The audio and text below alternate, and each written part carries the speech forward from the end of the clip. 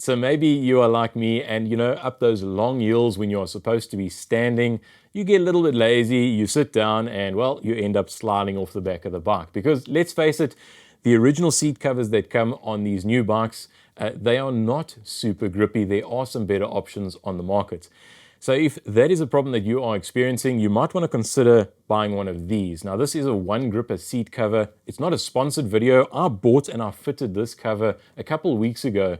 And in today's video, I'm going to show you how I fitted it and also tell you about some of the things that I wish I knew before fitting it. And hopefully you guys don't make the same mistakes. I will also leave any additional information or any other tips and tricks that may come up over time. I'll leave those in the description, so make sure you go and check that out. And I must say, after having used this and ridden with the seat cover a couple of times, you better have a good quality set of pants and you better buckle them up tight, because this thing is so grippy. It feels like it wants to rip your pants apart. And up a hill, if you are not buckled into those pants tight, you are going to slide right out the back of them. So that said, let me show you how I got the seat cover installed. So this is the original seat cover that came on my Husqvarna TE300, and this is what I'm going to be removing before fitting the one gripper seat cover. And I actually found it pretty easy to use, just a small flat screwdriver to kind of pry up and pull out each of the staples. Now, I guess you could also pry them up with a flat screwdriver and then pull them out with a needle nose pliers. Either way, I think both methods will work just fine.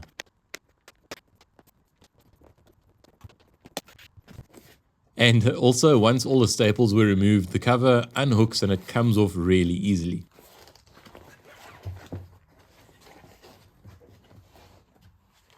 So this is the one gripper seat cover, and it's basically a flat rectangular sheet of this type of silicone or rubber type material. And if you flip it over, on the underside is a guide line down the center that makes it really easy to line up with the center line of your seat. So to start off, what I'm going to do here is position that one gripper logo about 50 millimeters or 2 inches from the back of the seat, and then using the guide line on the back side of the cover to line up with the center of the seat. And I'm also going to check just one more time before I put in the first 2 staples.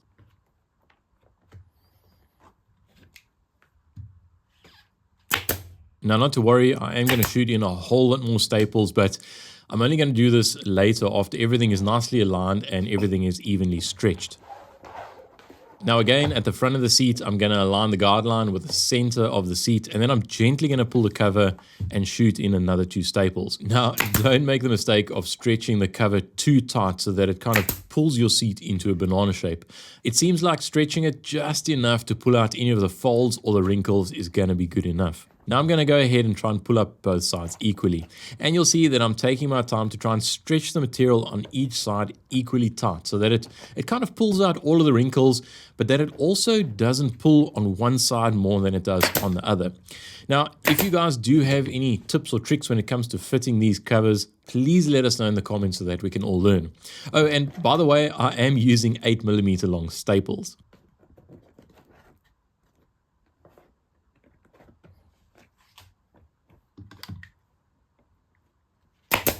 Now, I wasn't quite happy with the stretch after the staple, so I went ahead and I pulled it out and I tried a second time.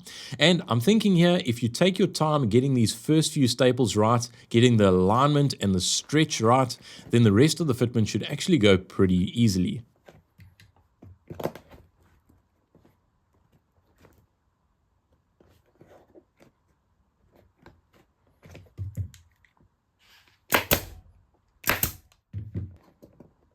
Now the next step is to basically start at the center of the seat and then work your way out to the back and to the front. So what I'm busy doing here is I'm starting at the center and then I'm working towards the front of the seat. And I'm pulling the cover tight as I move along and then shooting in a few staples. And I'm shooting a few on this side and then I'm jumping over to the next side and I'm alternating like that.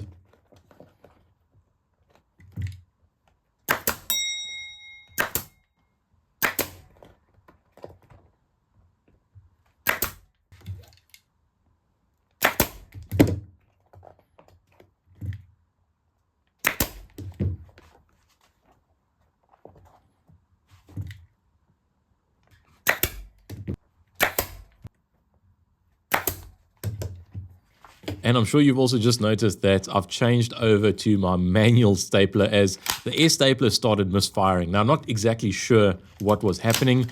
It kind of took me a while to figure it out, but I did eventually. It turns out that the air pressure was just a little bit low. So you'll kind of see me bouncing between the manual stapler and my air stapler. Now, when it comes to the corners, I kind of just folded and I pulled the corner back at a 45-degree angle and then just basically stapled it flat. And once that was done, I went ahead and I filled up all the gaps with a couple more staples. Then I went ahead and did the same thing as before, working my way from the center but now towards the back of the seat, and making sure to stretch the cover and stapling it a little bit on each side as I kind of moved along.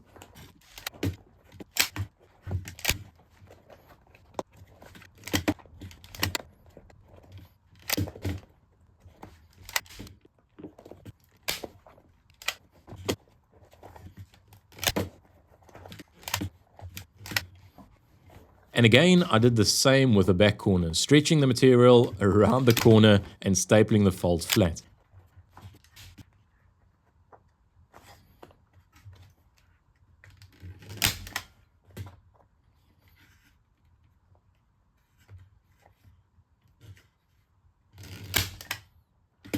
And once again, I went around stapling all the gaps and then eventually circled back to the corners just to give them one last staple.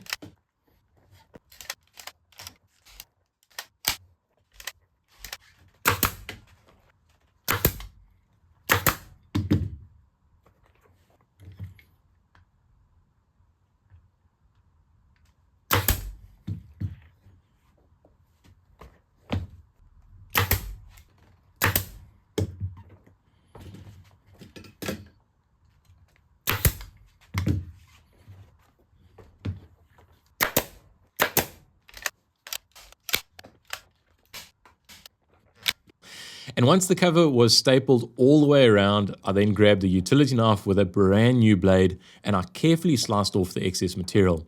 And with a sharp blade, this stuff cuts really, really easily. So you kind of need to be careful. You don't want to slip and then cut where it is not supposed to be cut. Now, I did try and leave as much material past the staples as possible, but also cutting off enough excess so that the cover doesn't interfere with the base of the seat and where the base fits into the bike's frame. And I also took a bit of care cutting around the corners where the material is folded.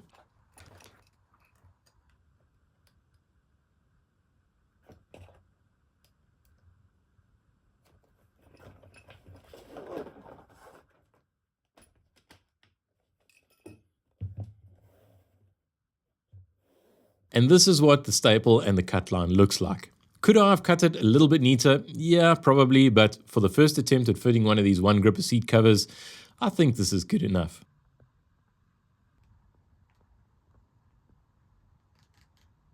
So what could I have done better to fit the seat cover? Well, I'm not sure if you saw it in the video, maybe you caught a glimpse of it, but there were kind of these defined fold lines that were still visible on the seat cover after I'd finished fitting it, even though I did stretch it. Now, of course, I didn't want to stretch it too much and end up making the seat a banana shape. But oh yeah, after stretching it, after stapling it all in, the lines were still there. And I thought to myself, I wonder what's causing this. And I think it was because the seat cover was so tightly folded in the packaging. So maybe I could have stretched it a little bit more, or maybe, and this is something that you guys might want to do as well, is maybe open it up and leave the seat cover out on a flat table overnight so that the fold lines can kind of relax and flatten out. Either way, you guys make the decision and put it on. But as you can see, after a couple of rides, the fold lines are completely gone, and I'm super happy with the way this has turned out. So if you guys found the video useful, please give it a thumbs up. Let us know in the comments what you think. Maybe you've had one of these one gripper seat covers for a long time already and you want to share your experiences with us. Or maybe you've got your own tips and tricks for when it comes to fitting these seat covers. Those would also be super awesome to hear. Also, if you want to add a couple of extra protective guards or accessories to your bike, you can go ahead and watch this video right here. Thank you very much for watching, and we'll see you next time. Cheers.